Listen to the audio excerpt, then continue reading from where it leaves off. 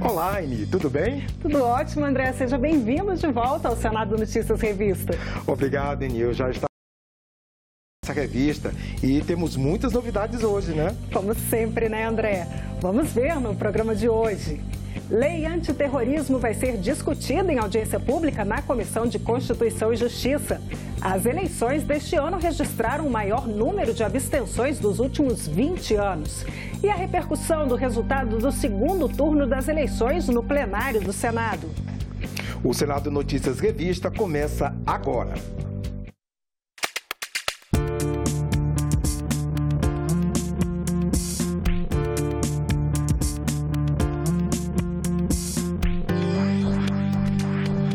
A Comissão de Constituição e Justiça vai fazer uma audiência pública para debater o projeto que modifica a lei antiterrorismo.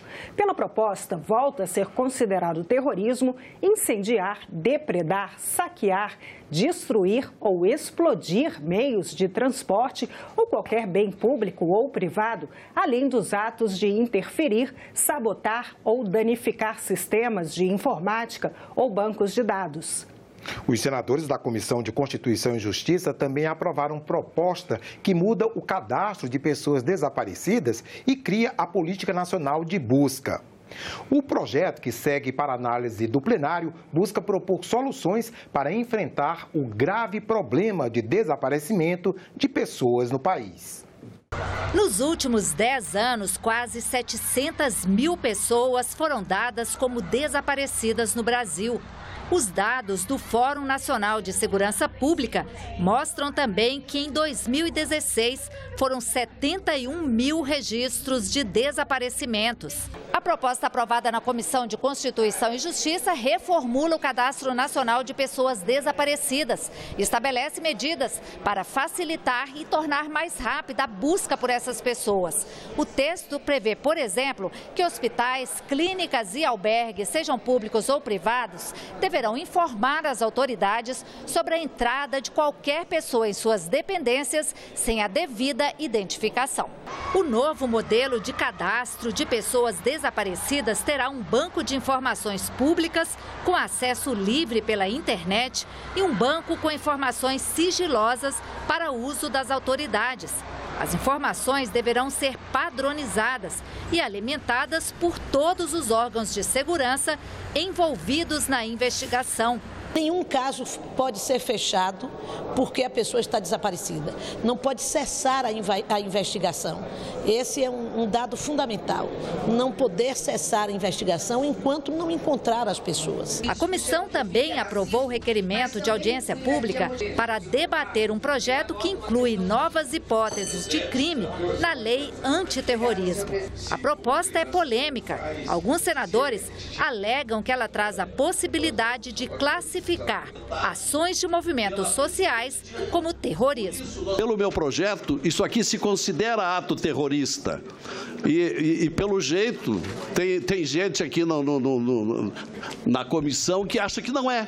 O que o senador Lazier falou ali, mostrou uma foto com um ônibus incendiado, isso já está tipificado. O problema aqui é que ele coloca no caput do artigo 2, motivação político-ideológica. Está aqui. Isso não estava.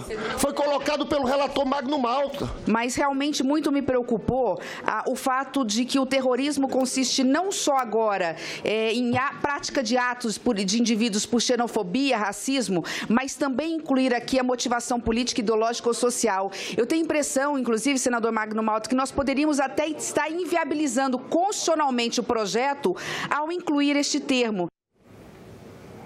O maior número de abstenções dos últimos 20 anos. Esse foi o saldo das eleições deste ano, André. Pois é, Aine, mas quem não votou precisa justificar a ausência para não correr o risco de sofrer penalidades, como o pagamento de multas. Mais de 31 milhões de brasileiros não foram às urnas neste domingo. O segundo turno das eleições teve a maior abstenção desde 1998. O número representa 21% do eleitorado brasileiro e equivale a mais da metade dos votos recebidos pelo candidato vitorioso, Jair Bolsonaro.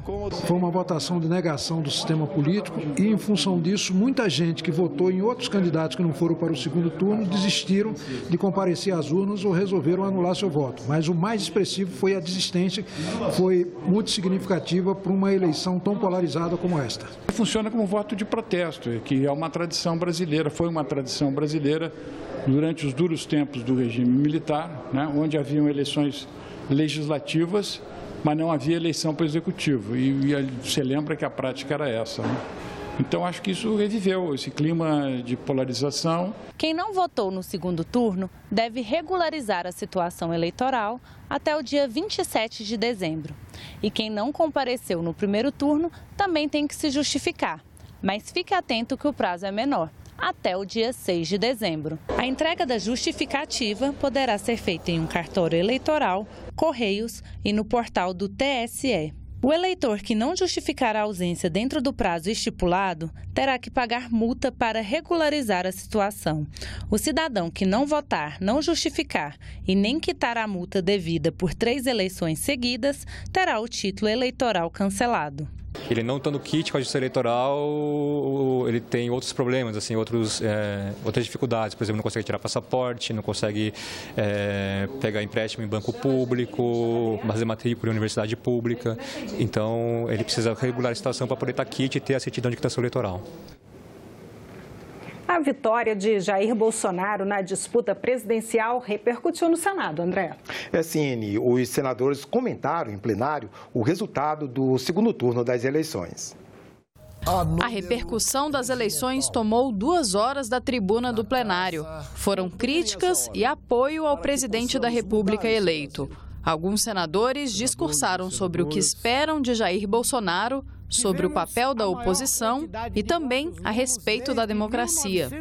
Eu espero que o bom senso, que o respeito ao direito de ir e vir, de opinião, de expressão, o direito que todos possam se expressar, seja aqui, seja na rua, seja em reuniões, seja apoiando o governo ou contra o governo, porque a democracia é isso. Nós não podemos dizer não a este país que espera tanto de nós. Espera do presidente eleito, mas espera também de uma oposição responsável que seja capaz de fiscalizar adequadamente, não com a sua narrativa, mas adequadamente, para que nós tenhamos um futuro melhor.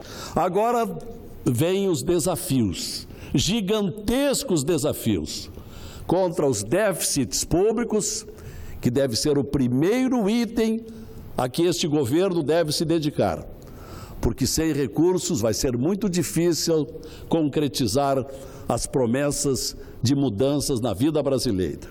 Diminuição de ministérios, corte de estatais, cortes de privilégios. Nós ficaremos vigilantes e resistindo para evitar violações. E, particularmente, que a democracia seja destroçada por tendências autoritárias, que têm se demonstrado muito típicas, não só por parte de Bolsonaro, mas dos que o cercam. Paira no ar um temor em relação à postura do próximo governo, em relação à economia, em relação ao respeito aos direitos humanos, em relação ao respeito ao meio ambiente. Mas, para mim, senhor presidente, mais preocupante que isso, para mim, paira no ar um temor em relação à política externa do próximo governo. Até porque, o que se refere à política interna, se comete um erro, dá para corrigir sem muita dificuldade. Mas, em política externa, para construir uma relação entre países, são necessários anos, às vezes décadas. Boa sorte aos eleitos no último domingo. Apoiarei as iniciativas que forem boas para Roraima e para o Brasil. E continuarei firme até o final do meu mandato e depois dele, como cidadã, na defesa dos direitos dos roraimenses e dos brasileiros. O Senado que as urnas confirmaram para 2019 é mais complexo, mais variado, mais fragmentado. E essa nova configuração pode dificultar a vida do presidente eleito Jair Bolsonaro. Com a configuração que saiu das urnas, o novo governo terá mais dificuldade de negociar com o Senado. O número de legendas com representação na casa vai passar de 17 para 21. O Senado agora é um Senado mais fragmentado, é um Senado mais complicado de fazer costuras e construir apoios. Então nós temos aí um enxugamento bem interessante, bem importante do ponto de vista das forças anteriores, né, o MDB, PSDB, PT, como grandes partidos, eles diminuíram muito de tamanho e a casa recebeu novos partidos. Então a fragmentação está maior e essa fragmentação maior, por si só, já exige do presidente da República, o novo, um dever de casa bem feito, no sentido de tentar fazer as costuras e construir as suas coalizões dentro do Senado. O MDB perdeu 6 senadores, mas deve continuar com a maior bancada, 12 parlamentares. O PSDB também continua com a segunda maior agremiação, mesmo tendo perdido 4 vagas. Agora são 8 representantes. O PSD se tornou a terceira maior bancada no Senado, passando de 5 para 7 parlamentares. O PT caiu de 8 para 6 representantes, mesmo número de senadores do DEM e do PP. A Rede e o Podemos terão 5 senadores, PDT e PSL, 4, o PTB, 3 senadores, PSB, PPS, PHS e PR contarão com 2 parlamentares. E PTC, PROS, PSC, PRB, PRP e Solidariedade terão um representante cada um. Para o cientista político, algumas pautas deverão ser prioritárias no novo governo. Uma agenda natural que o candidato vencedor já conduz, que é a agenda da segurança, não vai poder fugir de uma agenda econômica relevante também de estruturação, de colocação de novos parâmetros para as finanças públicas e nesse âmbito entra naturalmente a reforma da Previdência, que é uma reforma que os especialistas têm apontado como uma necessidade fundamental de alguma coisa ser feita, algum ajuste ser feito. Existe também uma percepção dos atores políticos de como que o novo presidente vai se posicionar em relação a temas polêmicos, temas relacionados, por exemplo, às agendas da mulher, dos direitos humanos, porque infelizmente nós não tivemos grandes oportunidades no segundo turno de conhecer melhor o pensamento em detalhes do candidato. Uma nova proposta de agricultura comunitária e um documentário para relembrar o artista plástico Franz Krasberg, que denunciou a destruição de nossas florestas em impressionantes instalações. Neste final de semana tem estreia do programa Ecosenado. Veja agora, na coluna Momento Eco, com o jornalista César Mendes. Na edição de novembro do Ecosenado, você vai conhecer uma CSA, Comunidade que Sustenta a Agricultura. Um novo conceito de cultivo agrícola comunitário ou colaborativo que está se espalhando mundo afora. Em Brasília, nós visitamos a CSA Vila do Altiplano. É uma associação entre um produtor orgânico e coagricultores. É uma arquitetura social. Matéria-prima são as pessoas que participam e cada grupo tem a sua característica. É o contrário da cultura de escassez, que é o que deixa todo mundo neurótico. Não tem escassez, é sempre abundância. No quadro Tela Ambiental, selecionamos trechos do filme Franz Krasberg Manifesto, que estreou no mês passado em São Paulo. Uma homenagem ao artista plástico polonês naturalizado brasileiro, que encantou-se com nossas florestas e produziu fantásticas instalações para denunciar a destruição das florestas. Eu sou homem muito revoltado. Aliás, sempre fui, porque quando eu fui revoltado contra o homem, agora estou revoltado contra, dizemos, os crimes que estão fazendo com a planeta, a destruição da planeta. O Ecosenado vai ao ar no sábado e no domingo, às 9 da manhã e às 4 da tarde. Esse foi o Momento Eco. Tchau! André, vamos conferir o que aconteceu no Senado durante a semana? Vamos sim, Eni. A Agência Senado noticiou tudo o que rolou de importante por aqui. Vamos ver agora no nosso Giro de Notícias. Isso mesmo, Eni. Na segunda-feira, um dos principais destaques era a vitória de Jair Bolsonaro na disputa presidencial. O deputado federal do PSL tem 63 anos e conquistou quase 58 milhões de votos, 55% dos votos válidos. Ele derrotou no segundo turno das eleições presidenciais Fernando Haddad, do PT, que teve 47 milhões de votos, o que corresponde a 44% dos votos válidos. Já na terça-feira, o destaque da Agência Senado foi um projeto de decreto legislativo para derrubar a patente de um medicamento norte-americano usado no tratamento da hepatite C, concedida pelo INPE.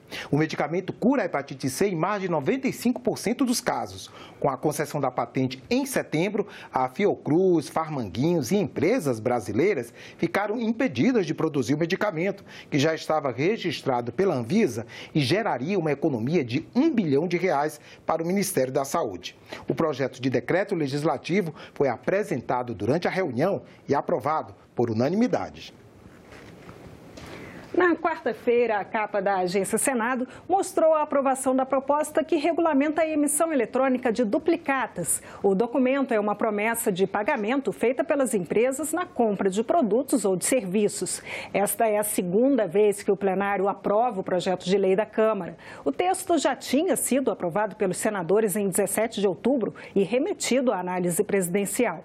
Mas um grupo de parlamentares questionou o teor de uma emenda de redação aprovada durante a votação anterior. O presidente do Senado, Eunício Oliveira, submeteu o projeto e a emenda à nova votação, mas os senadores decidiram aprovar o texto original, sem mudanças. O projeto segue novamente para análise da presidência. Já na quinta-feira, a Agência Senado destacou a aprovação do projeto que autoriza a criação de uma região integrada para o desenvolvimento da metade sul do Rio Grande do Sul. A ideia é definir critérios para a unificação de serviços públicos, incluindo tarifas, fretes e seguros. Também entram no programa linhas especiais de crédito e incentivos fiscais para atividades produtivas prioritárias. O projeto segue para a Câmara dos Deputados. Avança acordo de cooperação entre os países do Mercosul para combate ao crime organizado. O Congresso brasileiro deu aval ao acordo, aprovando um decreto legislativo que já foi publicado. O acordo foi assinado em San Juan, na Argentina, em agosto de 2010 e já foi ratificado pela Argentina em julho de 2014. Ainda será ratificado pelos poderes legislativos do Paraguai e do Uruguai. A Venezuela, que também faz parte do Mercosul, está suspensa do bloco. O acordo vai permitir que as autoridades de um país do Mercosul solicitem a outro país do bloco a criação de comissões conjuntas de investigação. Essas comissões vão poder atuar dentro dos dois países que concordaram com a sua criação. Segundo a relatora do projeto de decreto legislativo, a senadora Ana Amélia, do PP do Rio Grande do Sul, o acordo permitirá o aprimoramento do combate ao crime organizado internacional. Criminoso daqui, foragido da polícia brasileira, perigoso, traficante ou de qualquer outra área de crime, de contrabandista ou lavagem de dinheiro ou qualquer outro tipo de crime cometido, entra em contato com a Argentina ou com os países membros do Mercosul para localizar aquele bandido e fazer a extradição, se for o caso, ou trocar a informação desses países para o Brasil também em relação ao crime organizado, o chamado crime transnacional. Para o professor Carlos Eduardo Vidigal, da Universidade de Brasília, o acordo poderá agilizar, inclusive, a apuração de crimes de corrupção na região. A Lava Jato tem muito a ganhar com este acordo, uma vez que as equipes conjuntas poderão dar maior agilidade à investigação, porque hoje ainda existe um trâmite burocrático que emperra um pouco, ou pelo menos atrasa, o fluxo de informações e de procedimentos. Então nós temos aí a possibilidade de um ganho material mais imediato. Brasil e Argentina poderão implementar o acordo já no início do ano que vem. Paraguai e Uruguai só depois do aval de seus respectivos parlamentos. Ficar milionário da noite para o dia. Esse é o sonho de quem aposta na loteria. É sim, André. E hoje, na hora da fezinha, o apostador não precisa apresentar documentos pessoais. Mas uma proposta em análise no Senado pode mudar as regras e exigir a identificação de quem joga. Data do aniversário, dia que casou, os motivos da escolha são variados. O objetivo é o mesmo, dar sorte. Mas pode ser que o apostador tenha que citar outros números na hora de jogar, os do CPF.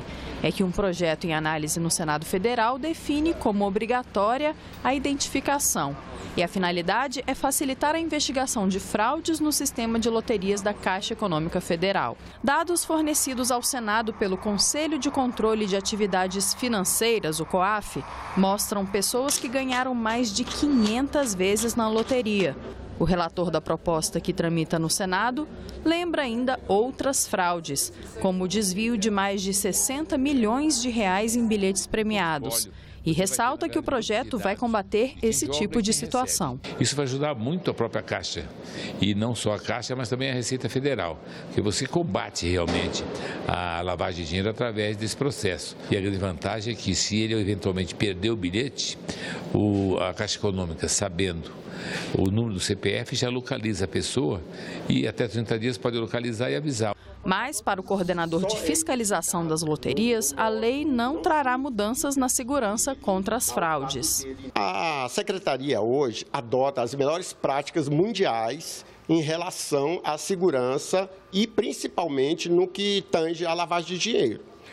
Existe o COAF, que é o órgão do governo responsável pelas ações atinentes ao combate à lavagem de dinheiro e que já obriga, pela Lei 9.613, de 98, a prestar todas as informações no que tange aos jogos lotéricos. O projeto de lei também obriga as administradoras de loterias a publicarem na internet até 90 dias depois do sorteio o nome, o CPF e o endereço dos vencedores dos prêmios, o que não está sendo bem recebido pela população. Divulgando só o estado onde a pessoa já vive já é um perigo, né? As pessoas já correm grandes riscos. Chama muita atenção das pessoas, de ladrão, dos malfeitores, né? O relator do projeto diz que é possível aumentar o número de informações para os órgãos de controle apenas com o registro do CPF no momento da aposta. Ele afirma que a publicação dos dados dos ganhadores traria mais danos que benefícios para a sociedade. Esse é um risco muito grande, né? Você calcula, se todos os ganhadores tiver publicado o seu nome, seu endereço, seu CPF e todos os dados, o risco que tem para a família. Na série Testemunha da História de hoje, a senadora Lídice da Mata narra sua trajetória de luta até a Constituinte de 88 e relembra as transformações que o país viveu, especialmente as mulheres, na busca por igualdade de direitos. Nesse episódio, ela conta como foi o dia de votação da emenda da licença paternidade de 8 dias. O plenário, que era majoritariamente composto por homens, achou a ideia jocosa e era possível ouvir o riso dos colegas. Mas o discurso emocionante do deputado Alceni Guerra e o trabalho de formiguinha que as mulheres fizeram permitiu uma grande virada que mudaria a Constituição. E nós ficamos por aqui. Acompanhe agora mais um episódio da série Testemunha da História. Tchau! A Constituinte mudou a política, mudou a legislação, mudou a Constituição do Brasil, mudou a vida das mulheres. Nós atuamos e aprendemos a fazer política de forma muito intensa, tentando dar uma contribuição em cada capítulozinho dessa Constituição cidadã.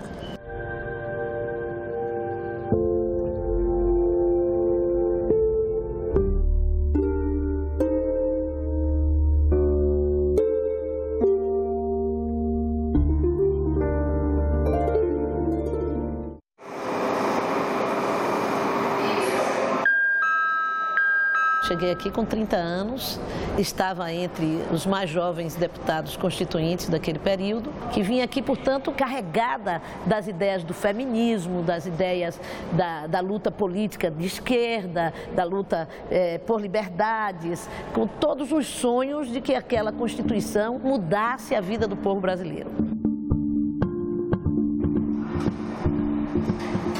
Vínhamos de uma realidade de completo afastamento, de uma demanda reprimida por direitos imensa. E já que nós conseguimos, junto com os homens, a democracia no Brasil, que esta democracia pudesse servir a conquistas para as mulheres brasileiras.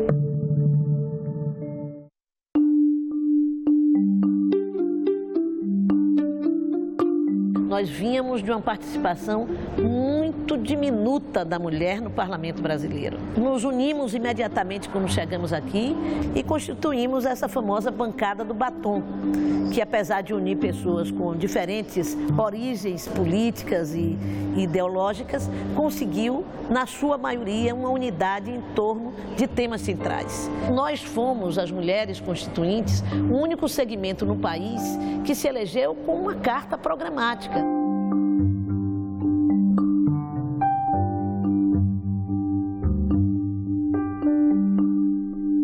Não foi preciso muito tempo para que as mulheres constituintes mostrassem que a presença delas neste plenário não era apenas decorativa. Também não demorou para que todas percebessem que havia um programa comum, que estava acima das diferenças partidárias. Eram mulheres que vinham porque os seus maridos eram militantes, eram políticos importantes no seu estado. E aqui elas ganharam identidade própria. Isso resultou, inclusive, de forma muito interessante, até no rompimento de alguns casamentos. Digo interessante, ninguém está comemorando o rompimento de casamentos, mas isso era simbólico, era expressivo do nascimento de uma mulher política, de uma mulher que, ao se confrontar com os desafios da política, mudou o seu ponto de vista e mudou a sua própria vida. Nós tivemos vitórias fundamentais na Constituição. Foi muito emocionante a conquista do direito da licença paternidade. Nós ganhamos pelo discurso. Foi um momento também de articulação das mulheres. Nós trabalhamos como formigas, conquistando cada voto. Mas foi um homem que defendeu, o autor da proposta, e emocionou o plenário.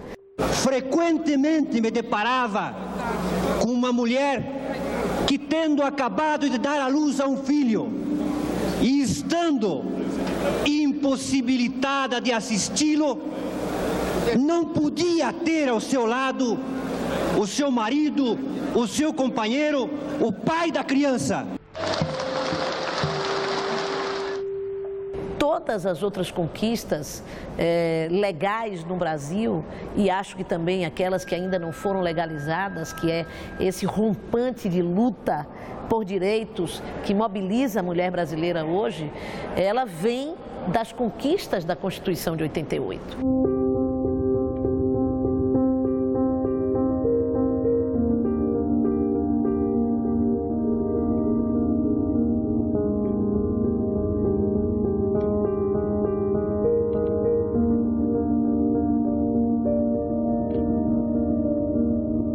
Eu tenho muita confiança no futuro, porque eu confio que tudo aquilo que a gente achava que não ia conseguir viabilizar, acabar uma ditadura no Brasil, conquistar tantos direitos, nós conseguimos conquistar.